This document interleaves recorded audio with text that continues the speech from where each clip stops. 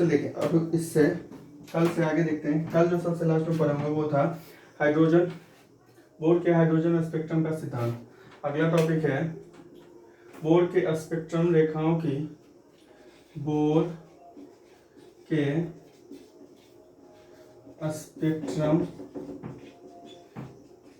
रेखाओं की उत्पत्ति का सिद्धांत। Bourse theory of origin of spectral lines। आज ये नॉर्मल क्लास है, वुडन फिजिक्स का 8 क्लास पीछे आप कर चुके हैं, ठीक है। तो ये जो है अगला टॉपिक है वो बोर के स्पेक्ट्रमी रेखाओं, स्पेक्ट्रमी रेखाओं की उत्पत्ति का सिद्धांत। तो देखिए जो बोर के परमाणु मॉडल में पढ़े थे सबसे लास्ट वाला पॉइंट, उसमें ये था कि जब इलेक्ट्रॉन अपने अस्थायी कक्ष से किसी दूसरे कक्ष में जाना चाहता है तो विकिरण के रूप में प्रकाश यानी कि ऊर्जा का उत्सर्जन होता है। यानी कि जब तक वो अपने कक्ष में होता है तब तक कोई ऊर्जा का उत्सर्जन नहीं होता है, लेकिन जैसे वो अपने कक्ष से किसी दूसरे कक्ष में जाना चाहता है तो प्रकाश का उत्सर्जन होता है, ठीक है। और वो जो ऊर्जा होता है वो बराबर होता है फोटोन की ऊर्जा यानी कि h न्यू के बराबर होता है, जिसमें पढ़े होंगे वो E2 माइनस E1 बराबर h न्यू, जो कल वाला था सबसे लास्ट। चल देखिए अब वही वाला है, उसी के अनुसार से अगर मान लीजिए कि N1 क्वांटम संख्या वाले में इलेक्ट्रॉन की ऊर्जा E1 हो तो कल इलेक्ट्रॉन की ऊर्जा निकाले थे n के रूप में, E बराबर कितना था माइनस एम ई पे पावर 4 बटे 8 ई नोट का स्क्वायर एन का स्क्वायर एच स्क्वायर। कल देखिए कल ये वाला फॉर्मूला होगा माइनस एम ई पे पावर 4 बटे 8 ई नोट का स्क्वायर एन का square H square.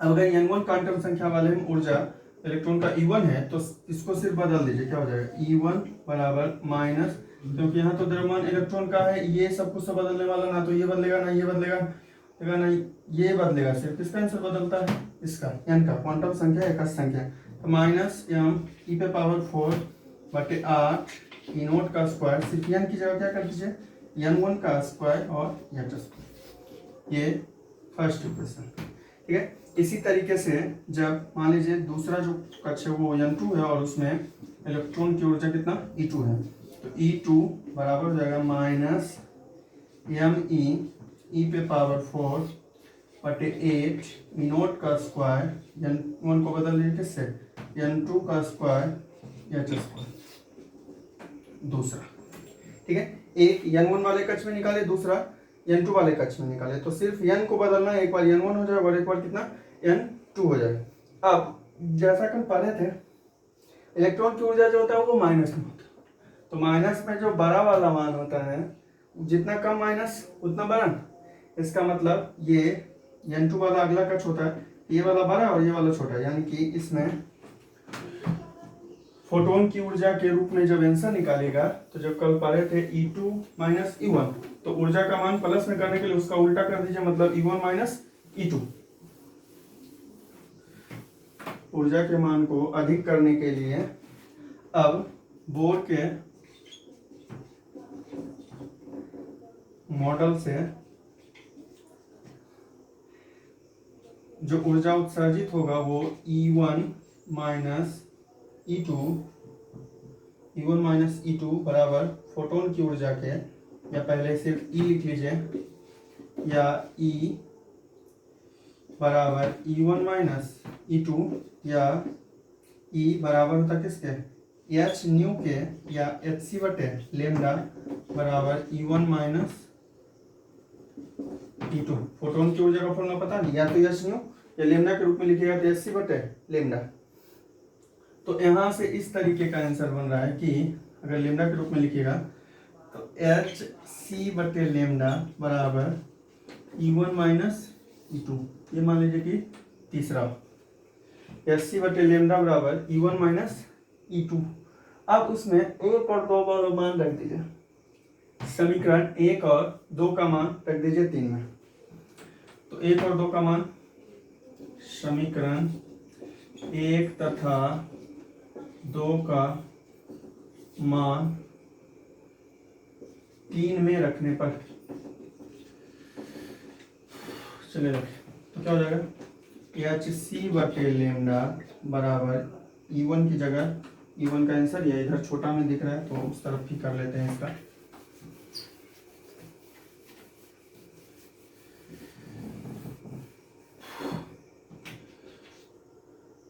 H C बटे लेमडा बराबर E1 का मान रखें माइनस एम ई पे पावर 4 बटे 8 ई नोट का स्क्वायर N1 का स्क्वायर एच स्क्वायर माइनस ये वाला माइनस, और फिर E2 का भी आंसर माइनस में, तो माइनस एम ई पे पावर 4 बटे 8 ई नोट का स्क्वायर N2 का स्क्वायर एच स्क्वायर। E1 की जगह E1 का आंसर, बीच में माइनस, और E2 की जगह E2 का आंसर। ठीक है, इतना रख दिए। अब इसमें देखिए कॉमन जो निकल रहा है, माइनस एम ई पे पावर 4 ऊपर में, नीचे में 8 ई नोट, मतलब यहाँ पे सिर्फ N1 का स्क्वायर बच जाएगा और यहाँ पे N2 का स्क्वायर, माइनस कॉमन निकालने के बाद। तो सबको जो जो कॉमन दिख रहा है उसको बाहर कर दीजिए। ये सब कुछ सोल्व किया हुआ है, बार बार बोलते हैं जिसमें भी मैथ है उसको घर पे खुद से बना के जरूर देखिए, और फिजिक्स लगभग सब कुछ मैथ ही होता है। अस्सी बटे लेमडा बराबर माइनस एम ई पे पावर 4, 8 भी कॉमन, ई नोट का स्क्वायर भी कॉमन और एच स्क्वायर, इतना पूरा कॉमन हो जाएगा। तो यहाँ जब माइनस कॉमन है तो बच्चा 1 बटे N1 का स्क्वायर, जब माइनस कॉमन लिए हैं, ये माइनस रहने दीजिए, माइनस यहीं पर रख दीजिए, तो ये हो जाएगा माइनस 1 बटे N1 का स्क्वायर, और ये माइनस माइनस प्लस 1 बटे N2 का स्क्वायर, या सी बटे लेमडा बराबर एम ई पे पावर 4, 8 ई नोट का स्क्वायर एच स्क्वायर, ये प्लस में है तो पहले ले लीजिए, 1 बटे N2 का स्क्वायर माइनस 1 बटे N1 का स्क्वायर। अब यहाँ पे लेमडा जो है वो सबसे पहले लेमडा का आंसर निकालना, तो लेमडा का आंसर निकालिएगा 1 बटे लेमडा का आंसर, 1 बटे लेमडा, एस सी ऊपर में गुना, इधर आके भागा, तो एम ई पे पावर 4 बटे 8 ई नोट का स्क्वायर एच स्क्वायर यहाँ पहले से है, और ये दोनों चलाएगा एच सी, यहाँ पे 1 बटे N2 का स्क्वायर माइनस 1 बटे N1 का स्क्वायर, 1 बटे N2 का स्क्वायर माइनस 1 बटे N1 का स्क्वायर।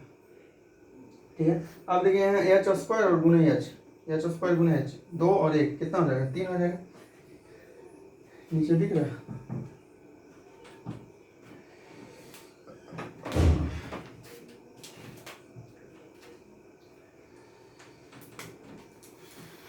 चलिए देखिए, इसके आगे कीजिए, सब कुछ बिल्कुल मैथ है, और मैथ तो आप लोग को बेहतर समझ में आता है।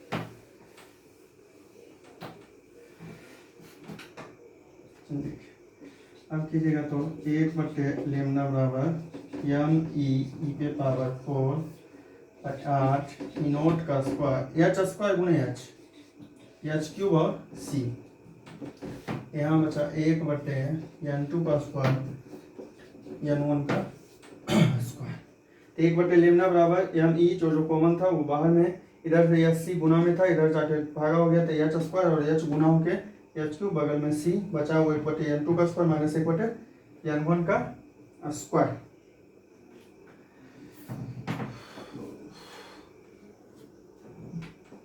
जल्दी इसके आगे अब जो बाहर में ब्रैकेट के बाहर है ये पूरा आंसर, इसमें देखिए किसी का मान बदलने वाला नहीं, एम ई पे पावर 4, नीचे में है 8 ई नोट का square H cube C, M E electron का द्रव्यमान पता हुआ 9.1 गुने 10 पावर माइनस 31, ई इलेक्ट्रॉन पे आवेश 1.6 गुने 10 पावर माइनस 19, 8 का मान अंक है 8 ही रहेगा, ई नोट का मान 8.85 गुने 10 पावर माइनस 12, एच प्लांट नियतांक 6.63 गुने 10 पावर माइनस 34, और सी 3 गुने 10 पे पावर 8।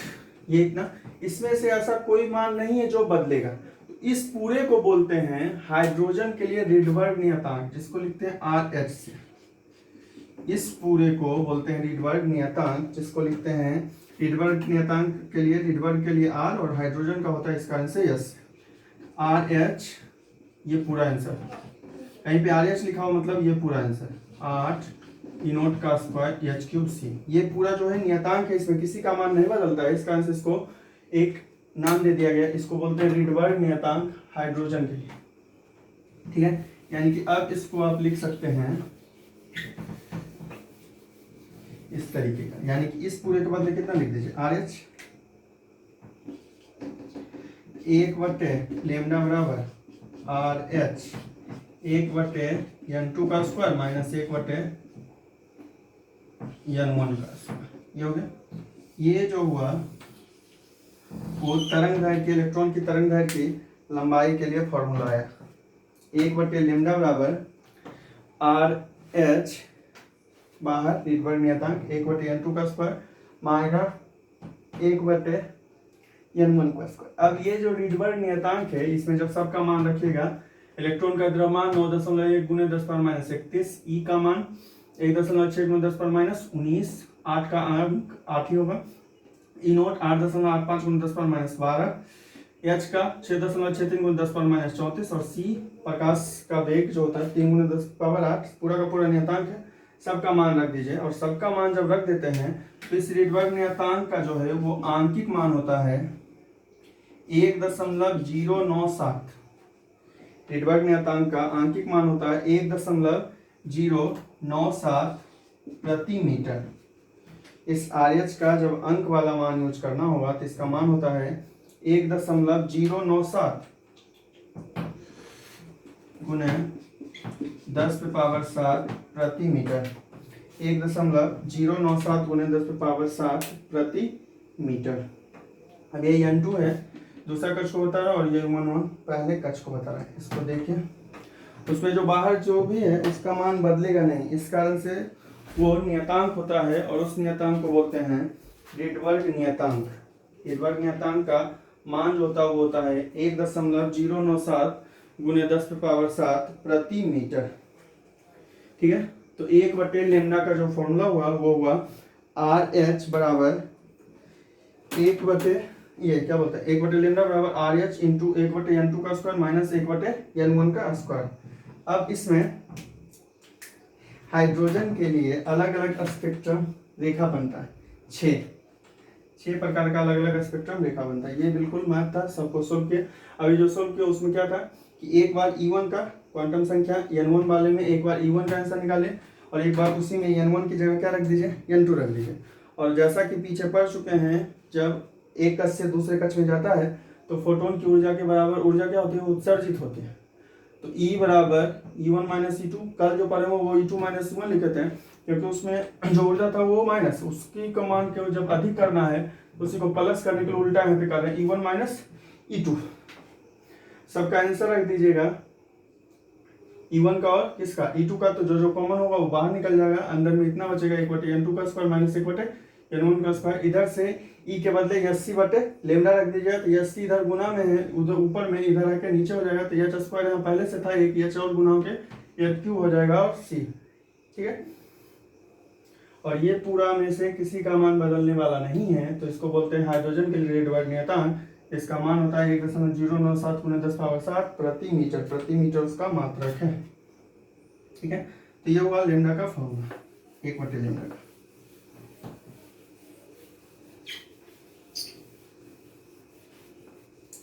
चलिए,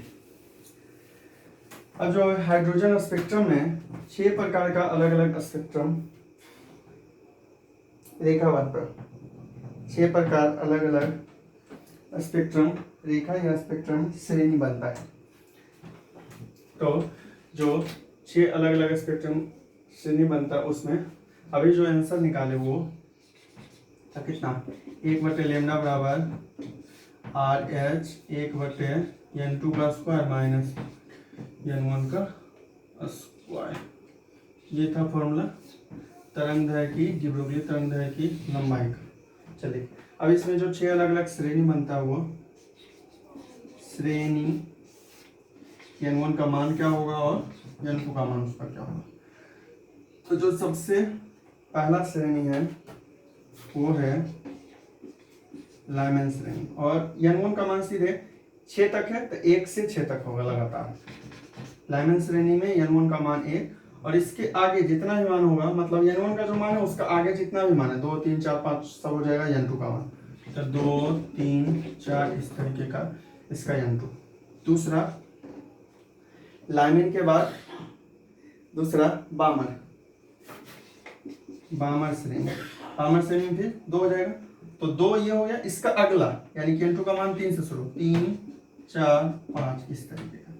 फिर तीसरा जो श्रेणी होता है वो है पाश्चन में फिर 1 2 हो गया, तो ये जितने नंबर पे है वो n1 का आंसर 3, और उसका आगे से फिर n2 का आंसर, तो ये हो जाएगा 4 5 6। चौथा ब्रैकेट श्रेणी, फिर n1 का आंसर 4 और ये 5 6 7, n1 के आगे सब n2 का आंसर। पांचवा ब्रैकेट फुंड, अगला जो होता है पांचवा वो होता है फुंड, और फुंड में जो होता है n1 का आंसर 5 और ये हो जाएगा 6 7 8 इस तरीके का। और छठा जो होता है वो होता है हमफ्रिश, इसमें n1 का आंसर 6 7 8 9 इस तरीके का। तो ये 6 श्रेणी बनता है लाइमैन, बामर, पाश्चन, ब्रैकेट, फुंड और हमफ्रिश। 6 श्रेणी है। n1 का मान सीधे 1 से 6 तक इसी क्रम में याद रखिएगा तब। तो n1 का जो मान है उसके आगे n2, मतलब n1 जिसका 1 है उसका n2 का मान 2 से शुरू होगा, n1 जिसका 2 है उसका n2 का मान 3 से शुरू होगा। अब इसी में देखिए जो क्वेश्चन बनता है, अगर है लाइमैन श्रेणी के द्वितीय तरंगदैर्घ्य के लिए क्या होगा, मतलब द्वितीय तरंगदैर्घ्य के लिए तरंगदैर्घ्य की लंबाई क्या होगा। तो द्वितीय तरंगदैर्घ्य बोल रहा है, इसका मतलब ये पहला दूसरा बोलेगा, यानी कि n2 का मान 3 होगा, n2 का मान 3 होगा, n1 का मान 1 होगा। n2 की जगह 3 रखेगा, n1 की जगह 1 रखेगा। यही अगर तीसरा पहला बोल दिया तो 2 होगा, दूसरा बोल दिया तो 3 होगा, तीसरा बोल दिया तो 4 होगा। उसी तरीके से बामर का अगर तीसरा बोल दे तो बामर का तीसरा क्या होगा 5, यानी कि n1 में जितना बोल रहा है उतना जोड़ दीजिए। अगर पांचवा बोल रहा है बामर में तो 2 में 5 जोड़ दीजिए तो कितना हो जाएगा 7 हो जाएगा, यानी कि n1 का आंसर जो वो 2 होगा, और n2 का आंसर अगर पांचवा तरंगदैर्घ्य वाला पूछ रहा है तो कितना 7 होगा। उसी तरीके से पाश्चन का अगर छठा पूछ दे तो n1 का पाश्चन का आंसर कितना 3, तो छठा पूछ रहा है तो 6 और 3 जोड़ दीजिए यानी कि 9, यानी कि n2 का आंसर कितना 9 होगा। ठीक है, इस तरीके से ये 6 श्रेणी है। देख लीजिए एक बात ध्यान से, लाइमैन जैसे जैसे क्रम है इसी क्रम में याद रखिएगा तो सीरीज बिल्कुल याद रहेगा। n1 वाला मान, n1 का मान 1 से लेके 6 तक, पहला लाइमैन, दूसरा बामर, तीसरा पाश्चन, चौथा ब्रैकेट, पांचवा फुंड और छठा हमफ्रिश। n1 का मान सीधे 1 से 6 तक। n1 का जो मान हो रहा है उसी का अगला जो मान होगा वो n2 का मान होगा, मतलब अगर जिसका n1 का मान 1 है उसका n2 का मान 2 के बाद जो देख लीजिए 2 3 4 5, n1 का मान जिसका 2 है उसका n2 का मान 3 से शुरू होगा, n1 का मान जिसका 3 है उसका n2 का मान कहाँ से 4 से शुरू होगा। इस तरीके से जो n1 का मान है उसका आगे से n2 का मान होगा। पहला बोल रहा है तो n2 का मान जो 1 नंबर पे आ रहा है, दूसरा बोल रहा है तो n2 का मान जो 2 नंबर पे आ रहा है, तीसरा बोल रहा है n2 का मान जो 3 नंबर पे आ रहा है, मतलब n1 के मान में उतना जोड़ते जाए। अगर पहला बोल रहा है बामर श्रेणी का तो बामर श्रेणी कितने नंबर पे आता है, पहला लामन, दूसरा कौन सा बामर, तो 2 नंबर पे ही आ जाता है बामर। तो अगर बामर का पूछ दिया 7वां तो n1 का मान उसका कितना 2 और 7 पूछ रहा है तो 7 जोड़ दीजिए उसमें, यानी कि n2 का मान कितना 9 होगा। तो इसमें रखना है, और ये तो समझ रहे हैं पीछे पढ़ चुके हैं अभी तुरंत। इसका मान होता है कितना 1.097 गुणे 10 पावर 7 से प्लस 1.097 गुणे 10 पावर 7। ठीक है, इस तरीके से ये हुआ। अब इसमें जो नोट होता है वो है, पहला है कि लाइमैन श्रेणी जो विद्युत चुंबकीय स्पेक्ट्रम, इसके पीछे वाले चैप्टर में पढ़ना है। विद्युत चुंबकीय स्पेक्ट्रम जो पढ़ना है वो इसके पहले चैप्टर प्रकाश की जो है उसमें पढ़ना है। तो जो पहला होता है कि लाइनन श्रेणी पढ़ता है, वो पढ़ता है परावैगनी किरण के भाग में। ये ऑब्जेक्टिव क्वेश्चन है कि हाइड्रोजन स्पेक्ट्रम का जो लाइनन श्रेणी बनता है वो किस भाग में बनता है, परावैगनी किरण के भाग में। फिर जो दूसरा पढ़ता है बामर श्रेणी वो दीर्घ प्रकाश, जो दूसरा पढ़ता है वो दीर्घ प्रकाश में। पहला जो लाइनन श्रेणी है वो पढ़ता है किसमें, परावैगनी किरण के भाग में। ये जो है ये विद्युत चुंबकीय तरंग के परावैगनी मतलब अल्ट्रावायलेट,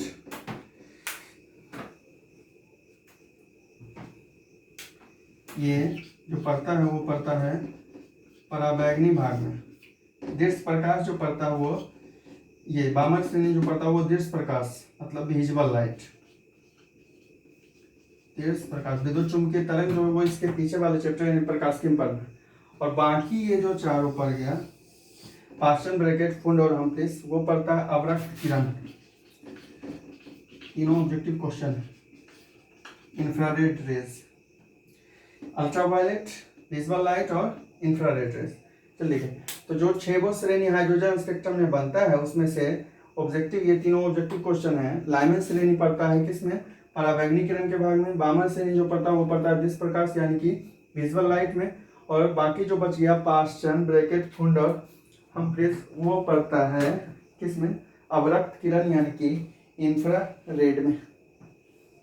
ठीक है, इसको, इस श्रेणी को एक बार देख लीजिए, उसके बाद फिर अगला टॉपिक बताते हैं।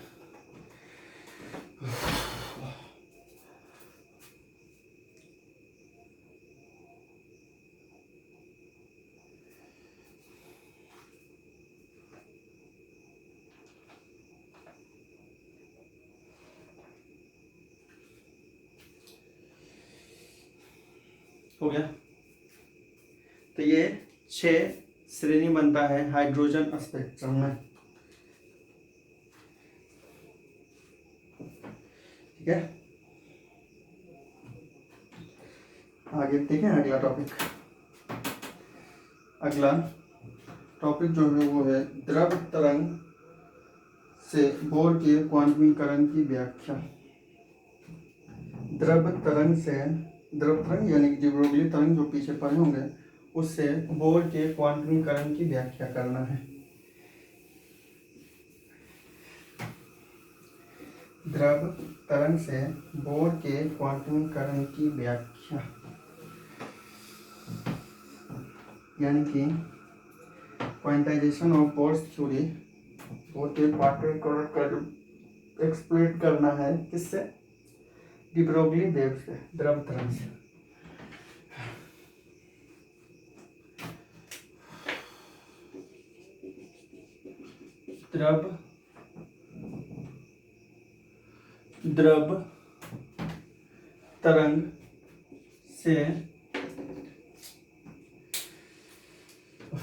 द्रव तरंग से बोर के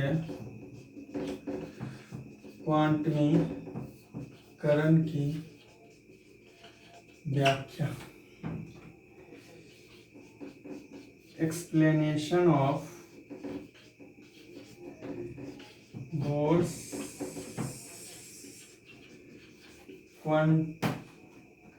क्वांटाइजेशन बाय द्रव तरंग मैटर वेव्स। द्रव तरंग को ही डी ब्रोगली वेव पढ़ते हैं, मतलब क्या बोलते हैं, डी ब्रोगली तरंग। तो द्रव तरंग से बोर के क्वांटमीकरण की व्याख्या करना। बोर का क्वांटमीकरण प्रतिबंध पाए थे कि जो हो कोणीय संवेग होता है वो हमेशा h/2π के पूर्ण गुणज के रूप में होता है, जिसमें पढ़े होंगे MEVR। जब संवेग में दूरी को गुणा कर देते हैं तो आंसर बन जाता है किसका, कोणीय संवेग का।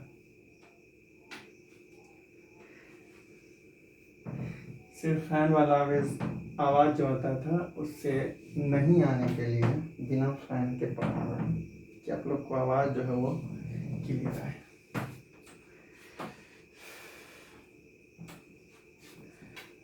चल देखिए, तो डी ब्रोगली तरंग दैर्ध्य से जानते होंगे कि जो संवेग होता है p बराबर होता है h बटे लेमडा के, या लेमडा बराबर h बटे p, पीछे देखिएगा लिखा हुआ होगा, ठीक है। डी ब्रोगली तरंग दैर्ध्य से पीछे पढ़ा हुआ होगा कि उसका डी ब्रोगली तरंग दैर्ध्य का जो संवेग होता है वो बराबर होता है h बटे लेमडा के, ये तरंग दैर्ध्य की लंबाई को बता रहा है, ठीक है। अब इसमें आइए, तो लेमडा या तो बराबर हो जाएगा h बटे p के। अब यहाँ से या तो p का आंसर या लेमडा किसी एक का आंसर निकालें, p का ही अगर आंसर निकालेगा मतलब h बटे लेमडा।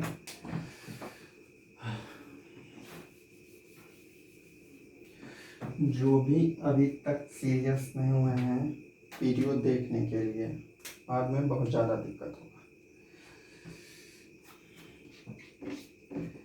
अभी ऐसा लग रहा होगा कि कोरोना के कारण हो सकता है आप लोग का एग्ज़ाम नहीं हो, आप लोग एग्ज़ाम से बच जाइएगा, तो वो सोचना बंद करके पढ़ाई पे ध्यान दीजिए, क्योंकि टाइम बहुत कम है।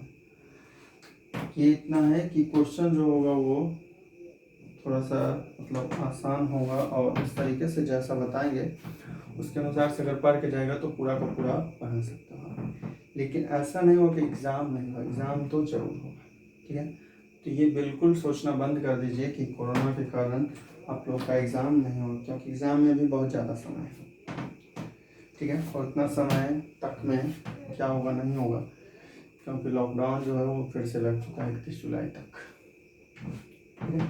अब देखते हैं ये p बराबर h बटे लेमडा। अब मान लीजिए कि जो इलेक्ट्रॉन है उसका द्रव्यमान m e से लिखिए और वेग v, तब संवेग किसके बराबर होता है m e गुना v के, तो m e v बराबर हो गया h बटे लेमडा, m e v बराबर h बटे लेमडा, ये पहला समीकरण। m e v बराबर h बटे लेमडा। पीछे ऐसा पढ़ चुके हैं कि डी ब्रोगली तरंग दैर्ध्य का संवेग जो होता है वो बराबर होता है h बटे लेमडा के, यानी p बराबर होता है h बटे लेमडा के। m e भी संवेग जो होता है वो बराबर होता है द्रव्यमान गुने वेग के, तो द्रव्यमान और वेग को गुना कर दीजिएगा तो आंसर बन जाएगा संवेग का, तो m e भी बराबर h बटे लेमडा। अब देखें, बोर के क्वांटमीकरण प्रतिबंध के अनुसार क्या था कि कोणीय संवेग का जो मान होता है वो हमेशा h बटे 2 पाई के पूर्ण गुणज के रूप में होता है। तो बोर के क्वांटमीकरण प्रतिबंध के अनुसार ये संवेग हुआ, और उसी में जब दूरी गुणा कर देते हैं तो वो कोणीय संवेग बन जाता है। तो कल जो पढ़े हुए कि हम ई भी आर संवेग गुणे दूरी बराबर NH बटे 2 पाई, यानी भी आर बराबर NH बटे 2 पाई, या एम ई भी बराबर NH बटे 2 पाई आर गुना में इधर जाके भागा दूसरा, एक से निकाले जो संवेग से निकाले वो एम ई बराबर है किसके h बटे लेमडा के, और बोर के क्वांटमीकरण प्रतिबंध से जब निकालेगा तो एम ई बराबर आ रहा है किसके NH बटे 2 पाई आर के, जहाँ आर त्रिज्या है, h प्लांक नियतांक है, n क्वांटम संख्या। अब ये भी एम ई भी का आंसर, ये भी एम ई भी का, दोनों को समतुल्य कर दीजिए। समीकरण 1 और 2 को समतुल्य कर दीजिए, 1 और 2 को, क्योंकि एक तरफ वाला दोनों आंसर बराबर है तो दूसरी तरफ वाला आंसर क्या होगा, बराबर होगा। समीकरण 1 और 2 को समतुल्य करने पर समीकरण 1 तथा 2 को समतुल्य यानी कि बराबर करना, क्योंकि एक तरफ का आंसर इसका बराबर है तो दूसरी तरफ का आंसर जो होगा वो बराबर होगा। तो h बटे लेमडा बराबर NH बटे 2 पाई आर, देखिए तो h यहाँ भी कैंसिल हो गया, इसको इस तरफ लाएगा तो यहाँ 1 से गुना, यानी 2 पाई आर गुने 1 बराबर n लेमडा बराबर पूरा।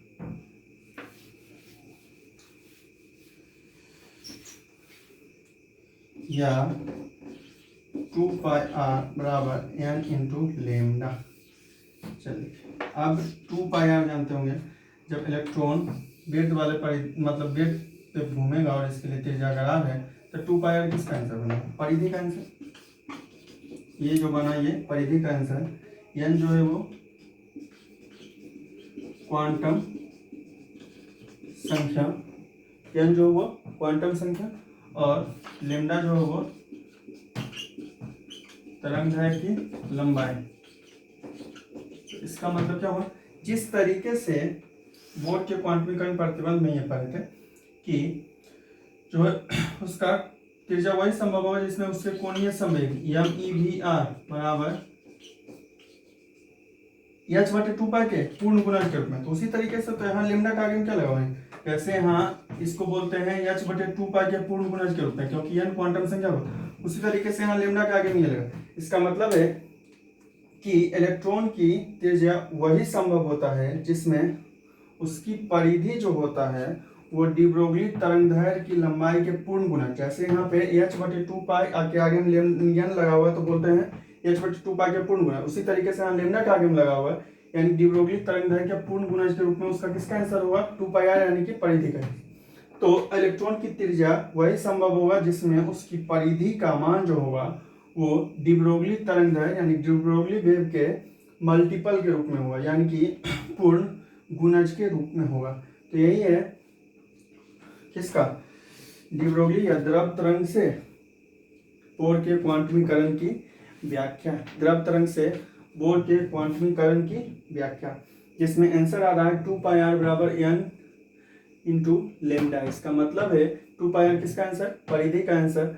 तो जो इलेक्ट्रॉन है उसकी त्रिज्या वही संभव होती है जिसमें उसकी परिधि का जो मान होता है वो लेमडा यानी कि तरंगदैर्घ्य की लंबाई के या डी ब्रोगली तरंगदैर्घ्य की लंबाई के पूर्ण गुणज के रूप में होता है। ठीक है, जिस तरीके से कल पढ़े थे बोर वाले मॉडल में कि MEVR यानी कोणीय संवेग h/2π के पूर्ण गुणज के रूप में होता है, उसी तरीके से यहाँ तरंगदैर्घ्य का मान जो होगा वो पूर्ण गुणज के रूप में होगा। तो 2πr यानी कि परिधि जो होगा वो तरंगदैर्घ्य के पूर्ण गुणज के रूप में होगा, वही त्रिज्या उसका संभव होगा, अन्यथा त्रिज्या संभव नहीं होगा।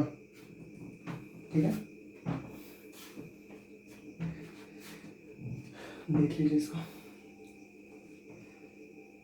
तो इसमें करना कुछ नहीं, एक बार जो डी ब्रोगली तरंगदैर्घ्य पढ़े थे पीछे उसमें P बराबर फॉर्मूला एक पढ़ होंगे h/लेमडा तरंगदैर्घ्य की लंबाई के रूप में। ठीक है, दूसरा तो P बराबर h/लेमडा संवेग के रूप में अगर आंसर रख दीजिएगा। द्रव्यमान अगर me इलेक्ट्रॉन के द्रव्यमान को me से लिख रहा है, वेग अगर v हो तो MEV बराबर h/लेमडा।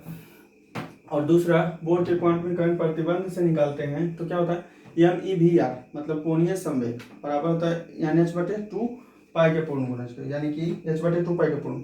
दोनों से MEV का आंसर निकाल लेते हैं और एक दोनों ही MEV का आंसर है, मतलब दोनों को क्या कर दीजिएगा बराबर। तो ये होता है h/लेमडा बराबर NH/2πr।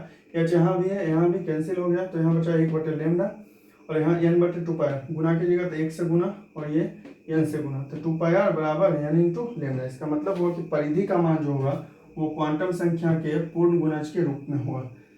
लेमडा जो है वो तरंगदैर्घ्य की लंबाई, तरंगदैर्घ्य की लंबाई के पूर्ण गुणज यानी कि क्वांटम संख्या। ऐसा ही तरंगदैर्घ्य का लंबाई होगा जो पूरा गुना करने पर किसके बराबर हो जाए, उसकी परिधि के बराबर। यानी कि जो इलेक्ट्रॉन का परिधि होता है वो हमेशा तरंगदैर्घ्य की लंबाई के पूर्ण गुणज के रूप में होता है। यही है द्रव तरंग से बोर के क्वांटमीकरण की व्याख्या। ठीक है,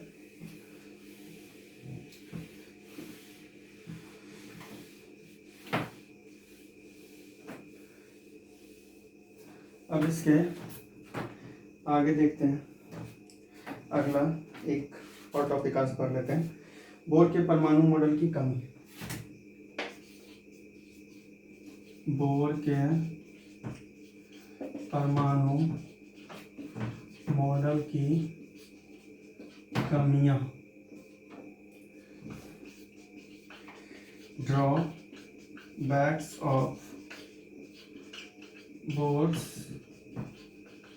एटॉमिक मॉडल, इसके पहले जो पीछे पढ़े होंगे वो रदरफोर्ड वाले मॉडल पढ़े थे, उसकी क्या कमी थी। अब पढ़ना है बोर का जो मॉडल दिया गया उसमें क्या कमी। तो सबसे पहला जो कमी है कि इसमें केवल वैसे ही तत्व के बारे में बताया गया जिसमें केवल एक इलेक्ट्रॉन। जो बोर के परमाणु मॉडल में कमी था उसमें जो सबसे पहला है, इसमें केवल वैसे तत्वों के बारे में बताया गया जिसमें केवल कितना इलेक्ट्रॉन, एक इलेक्ट्रॉन। जैसे हाइड्रोजन, हीलियम प्लस हो गया, मतलब एक इलेक्ट्रॉन इसका दान हो गया। फिर लिथियम प्लस प्लस, तो दो हो गया इसका, तो एक बचा। इसमें भी एक इलेक्ट्रॉन है, इसमें भी एक इलेक्ट्रॉन और इसमें भी एक इलेक्ट्रॉन। तो इसमें केवल वैसे तत्व के बारे में बताया गया जिसके बाह्यतम कक्ष में केवल कितना इलेक्ट्रॉन हो, एक इलेक्ट्रॉन हो। यानी कि एक से अधिक इलेक्ट्रॉन वाले तत्व के लिए इसमें कोई व्याख्या नहीं किया गया। तो बोर के परमाणु मॉडल में जो सबसे पहली कमी है वो ये है कि इस मॉडल में केवल वैसे तत्व के बारे में बताया गया जिसके बाह्यतम कक्ष में यानी कि बाहरी कक्ष में केवल कितना इलेक्ट्रॉन, एक इलेक्ट्रॉन होता है। एक से अधिक इलेक्ट्रॉन वाले जटिल तत्व के लिए इसमें कोई व्याख्या नहीं किया गया। दूसरा था कि जो बामन श्रेणी बनता है, 6 श्रेणी पढ़े, तो बामन श्रेणी जो बनता है उसको जब सूक्ष्मदर्शी से यानी कि अधिक क्षमता वाले सूक्ष्मदर्शी से देखा जाता है, सूक्ष्मदर्शी मतलब समझते, जो क्या करता है, वस्तु को साफ साफ दिखाता है, छोटे छोटे वस्तुओं। तो सूक्ष्मदर्शी से जब देखा जाता है तो बामन श्रेणी में पाया गया कि वो अलग अलग निकटवर्ती रेखाओं से मिलकर बना है। बामन श्रेणी को जब किसी सूक्ष्मदर्शी, उच्च क्षमता वाले सूक्ष्मदर्शी से देखा जाता है तो यह पाया गया कि वह अलग अलग कई निकटवर्ती रेखाओं से बना है। तो वो निकटवर्ती रेखाएं क्या थी उस बारे में इस मॉडल में कोई जानकारी नहीं दी गई। जो निकटवर्ती रेखाओं से मिलकर बामन श्रेणी बनता है उन रेखाओं के बारे में इस मॉडल में कोई जानकारी नहीं दी गई। ठीक है।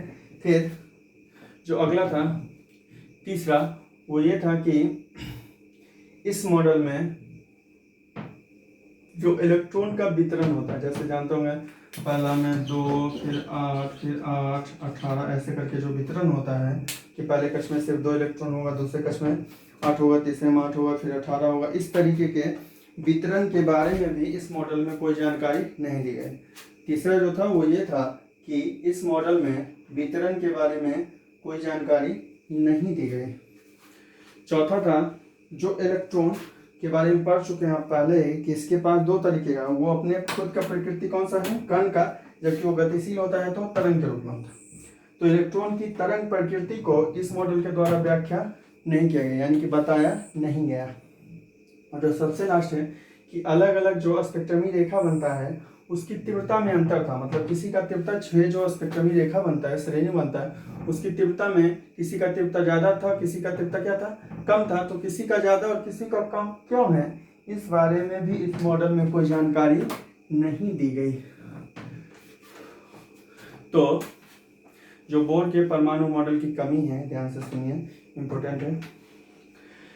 पहला कि ये जो मॉडल था बोर का परमाणु मॉडल, इसमें जो सबसे पहली कमी थी वो ये था कि